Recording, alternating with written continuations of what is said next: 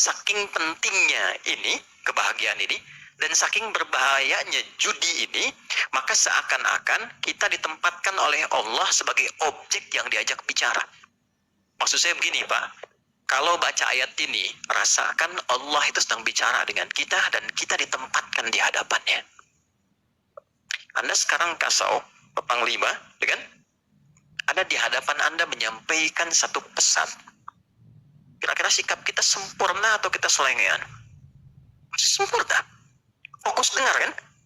Ayat ini berkata, ketika ayat ini dibacakan, rasakan diri kita ada di hadapan Allah dan Allah sedang berbicara kepada kita. Karena itu para ulama tuh suka menyampaikan pesan begini. Saya ingat sekali guru saya mengatakan, nah kalau baca Al-Quran itu, rasakan nih surat dari Allah turun untuk kamu. Lewat Nabi Agung Nabi Muhammad SAW. Jadi enak Pak, saat baca Ad-Duha kita lagi sedih, rasanya ayatnya turun buat kita. Wad-Duha, demi kesuksesan dan kenyamanan yang kau rasakan seperti menerima cahaya duha. Wal-laili idza saja, atau sekarang engkau sedang punya masalah besar, merasa gelap seperti gelapnya malam. Ma wadda'aka rabbuka wa ma qala. Yakinkan pada hatimu yang paling dalam, aku tidak akan pernah meninggalkanmu dalam suasana engkau suka atau duka.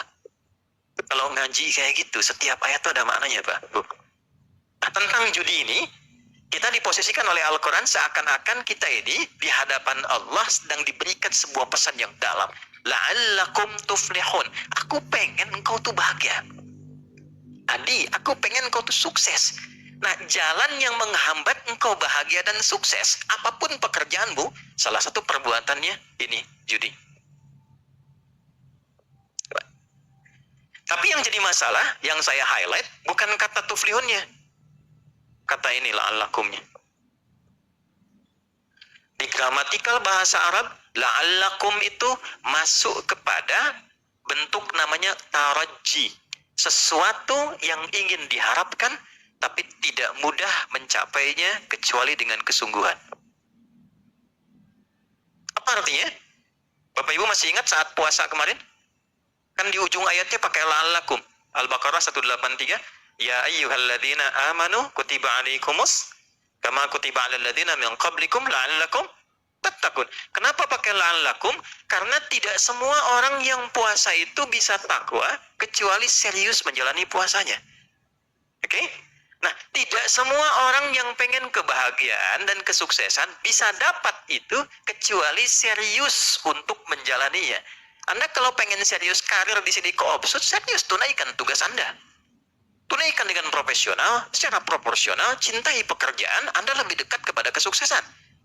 Tapi pertanyaannya, kenapa ayat ini disandingkannya dengan maisir, judi? Karena ternyata, kalau orang sudah ditawarkan dengan sifat-sifat itu, tidak mudah kita bisa menghindari dan meninggalkannya. Ini poinnya. Ini penghambat kebahagiaan, tapi tidak mudah untuk bisa menghindarinya, juga sudah ada tawarannya. Nih Pak, gampangannya gini ya Pak ya. Ini ada 20.000 Bapak Ibu sekalian. Simpan sini. Ada peluang Anda dapat 20 juta. Dengan 20.000.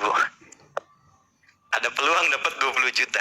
Kira-kira nih, kalau ada orang mengatakan demikian saat ini, Pak, Bapak simpan aja nih 20.000 Pak. Ada peluang. Walaupun peluangnya 2/10. Dari 10 itu ada 2% Pak, ada di situ. Tapi mungkin Bapak yang dapat. Cuma 20.000 kok nggak ada apa-apanya. Bapak taruh 20.000, dapat 20 juta. Kalau Anda tiba-tiba punya 20.000 di kantong itu, ditawarkan 20 juta dengan tawaran tadi, pilihannya, saya tanyakan, Anda simpan 20.000 itu untuk bertaruh? Atau Anda tinggalkan itu? Tidak dijawab, artinya nggak mudah kan? La'allakum tuh. Karena nggak mudah Pak. Nah, judi itu sifatnya begitu. Dan itu dimanfaatkan betul dalam konteks sekarang. Karena sifat manusia apa? Kecenderungan manusia ketika dominan nafsunya, dia melihat mana yang paling banyak kuantitasnya. Dia nggak lihat kualitas. Jadi di nafsu manusia itu ada kecenderungan yang mendapatkan banyak. Contoh gampang nih, ini ada prasmanan misalnya ini. Bapak pengen makan banyak atau sedikit? Umumnya banyak. Kan? Kalau gajian pengen banyak atau sedikit? Pasti banyak. Kalau bonus pengen banyak atau sedikit? Banyak. Lalu di hadapan Anda ada yang mengatakan taruh 10.000, Anda berpeluang dapat 100 juta. Aktiflah sinyal pengen banyak itu. Itulah yang dimaksud la'allakum. Gak mudah tuh mengatasi ujian demikian. Dulu masih manual, masih offline. Semua datang, kamu punya apa? Ini, punya apa ini? Saking terkuasainya ketika aktif nafsu ini, hanya tertekan. Maka semua yang dominan itu penguasaan nafsu. Dan sifat nafsu tidak ada yang baik. Dulu saking dominannya Bu, yang dipertaruhkan sampai istrinya, yang dipertaruhkan sampai anaknya, yang dipertaruhkan bahkan sampai kedua orang tuanya. Sekarang yang dipertaruhkan tabungan anaknya, yang dipertaruhkan tabungan istrinya, nggak tanggung-tanggung, yang dipertaruhkan tabungan rekan-rekan seperjuangannya. Kebayang? Kenapa? Karena aktif bagian sinyal tadi. Itulah yang disebut maisir. Kelihatannya gampang dapat, tapi ada tipuan dan kotoran di dalamnya. Maksud Quran itu apa? Ini extraordinary crime. Jangan coba-coba masuk ke wilayah ini, ya. Karena konsekuensi dari ini semua, ini mencakup semua ya. Mau pemainnya, player, mau bandarnya, dan mau semua yang terlibat di dalamnya. Pokoknya kalau sudah masuk ke wilayah ini, satu, unsur kebahagiaan itu akan mulai berkurang sampai ke titik hilang. Bahagia itu sama dengan tenang.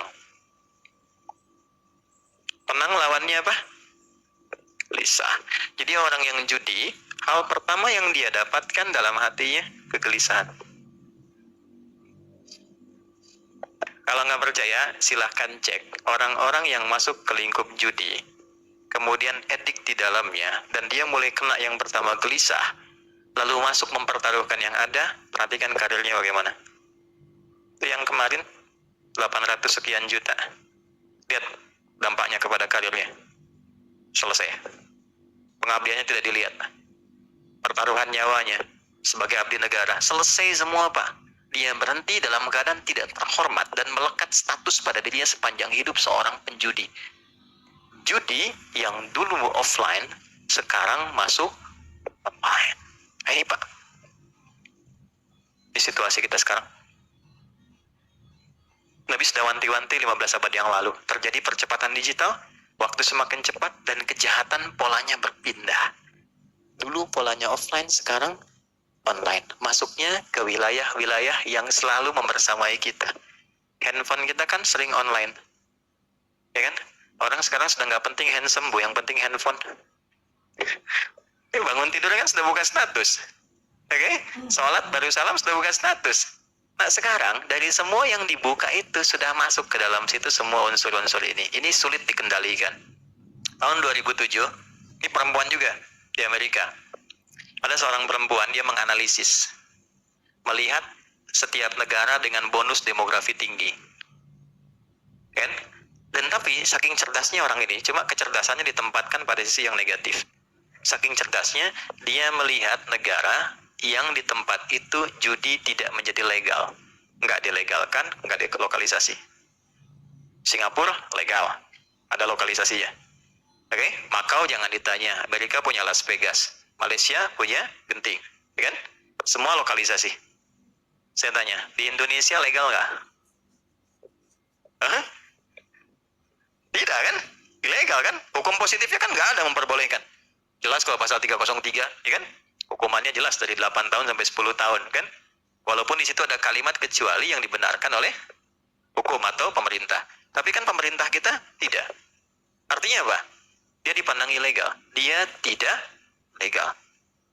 Perhatikan baik-baik. Maka orang ini membuat sebuah sistem dan melihat bagaimana memanfaatkan bonus demografi di satu tempat yang judinya itu tidak memiliki legalitas dan kecenderungan manfaat dan kecenderungan masyarakatnya itu senang dengan handphone. Dan dia temukan kesimpulan bagaimana membuat sebuah sistem judi yang polanya khusus masuk ke wilayah ini yang bisa dikendalikan dari jauh karena online. Jadi bikin dari luar Pak, bikinnya dari luar, tapi nanti pengguna-penggunanya IP-nya bisa ada di dalam. Ya, yang diberikan gampang, dia nggak bikin yang besar-besar, yang besar sudah ada, roulette, yang kasino. Ya orang-orang ini mainnya nggak di tempat kayak gitu.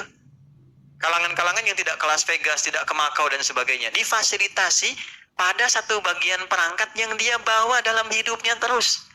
Masuk di kantong ya. Sholat bawa handphone, mau tidur sampingnya handphone, kamar mandi cek status simpen sebentar gitu. Nggak jauh dari itu. Maka dia masuk dengan sistem kecil, bukan sistem yang besar. Dan ini operator-operator yang mengambil dari sistem itu, dan seperti multi level marketing, kalau ngambil Anda bayar. Anda ngambil sistem saya, Anda bayar ke saya, store sekian dalam sebulan. Itu mereka pun sama semua mengatakan bahwa yang jadi incaran tuh tempat-tempat seperti kita ini Indonesia. Makanya sekarang kalau Bapak lihat pergerakan dari para penjudi, mereka semua sepakat mengatakan itu pasar terbesar di dunia sekarang untuk bisa mereka rasakan kenikmatannya dalam judi online di Indonesia. Pak, yang disasar cuman 10.000, 5.000, kelihatannya nggak banyak. Bikinkan slotnya, tuh 2, 3, 4 slot. Maka kita apapun namanya, dia bikin dulu polanya semacam judi slot. Gimana? Dikasih slot, tapi ditempatkan dalam bentuk pola seperti game. Anda beli, diatur gamenya, dikasih ID-nya, dikasih sekian durasinya, berapa Anda deposit di situ. Taruhlah 10.000, taruh 500.000, taruh 5.000, ya. Tapi yang ditampilkan apa? Dengan Anda menyimpan 5.000, peluang Anda mendapatkan 10 juta misalnya. Withdraw, WD.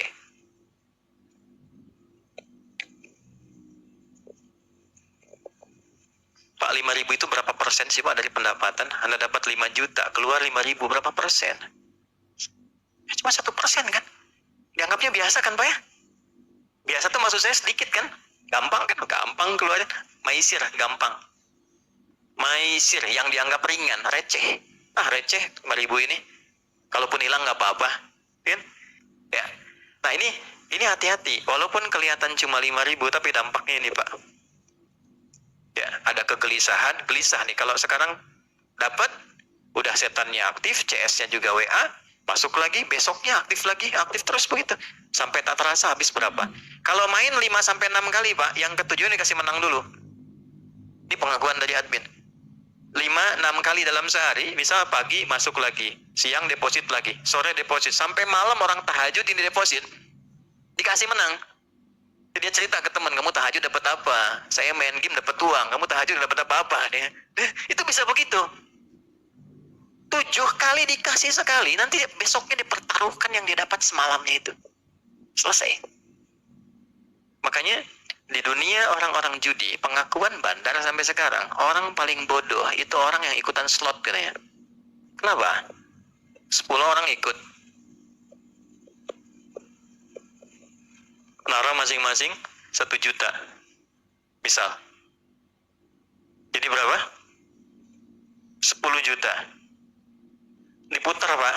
Uang ini begitu masuk, ini kan peluangnya itu kan paling sampai 10-20%. Artinya 1 orang sampai 2 orang sekali putaran gitu ya. Begitu masuk, bandar judi itu udah ngambil Pak, Ibu, diambil sama dia tuh minimal itu 70-80% ya. Jadi kalau Bapak naruh 10 orang ini, naruh uang masing-masing 1 juta, ini sama dengan ngasih ke bandar.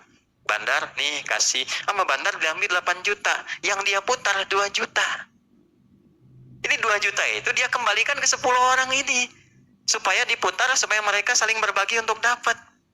Dikasih harapan, nanti kalau nggak dapat, naruh lagi aja, siapa tahu Anda. Itu sama dengan kalau kita masih bisa berpikir, mana ada Pak, orang ngasih ke situ cuma buat dikasih, 10 masuk, kita suruh perbutin 2 juta. Itulah slot. Nggak ada satupun orang ikut judi itu bisa jadi kaya, itu mustahil. Karena judi itu bukan tempat sedekah Pak.